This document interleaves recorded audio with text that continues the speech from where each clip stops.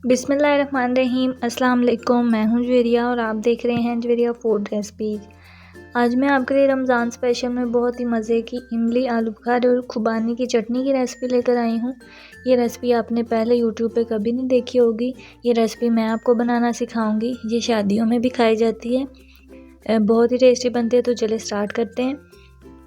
सबसे पहले मैंने यहाँ पे 100 ग्राम इमली लिया, उसमें मैंने 1 गिलास पानी ऐड करके इसको भिगो दिया। उसके बाद यहाँ पे मैंने 150 ग्राम आलू बुखारे लिए हैं। इस तरह के कलर के आपने लेने हैं, अच्छे से प्यारा सा कलर हो इनका।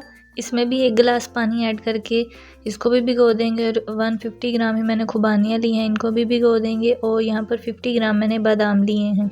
इन सब चीज़ों को मैंने नीम गर्म पानी में भिगोया था।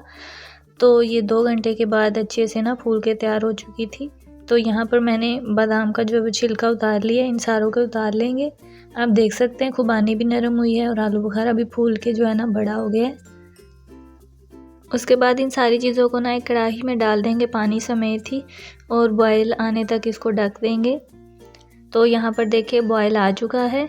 अब हम इसमें सारी चीज़ें ऐड करेंगे। सबसे पहले मैंने यहाँ पे ऐड की है 2 कप चीनी, यानी आधा किलो चीनी ऐड की है। मिक्स कर लेंगे अच्छे से जब तक चीनी डिज़ोल्व नहीं हो जाती। यहाँ पर चीनी डिज़ोल्व हो चुकी है और इसमें मैंने रेड कलर ऐड कर दिया है 1/4 टीस्पून।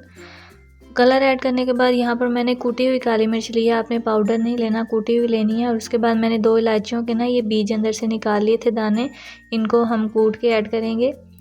1 टीस्पून इसमें पिंक सॉल्ट ऐड कर दिया है, यानी काला नमक। और 1/4 टीस्पून इसमें मैंने कूटी हुई सूंड ऐड कर दी है। और यहाँ पर मैंने इलायची का जो दाने हैं वो भी कूट लिए थे, उनको भी ऐड करके अच्छे से मिक्स कर लिया है।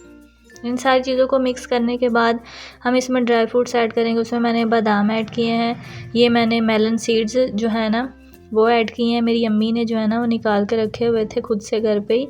और थोड़े से पिस्ते ऐड किए हैं। इसको टोटल आपने 25 से 30 मिनट तक पकाना है, जब तक कि इस तरह से गाढ़ी नहीं हो जाती।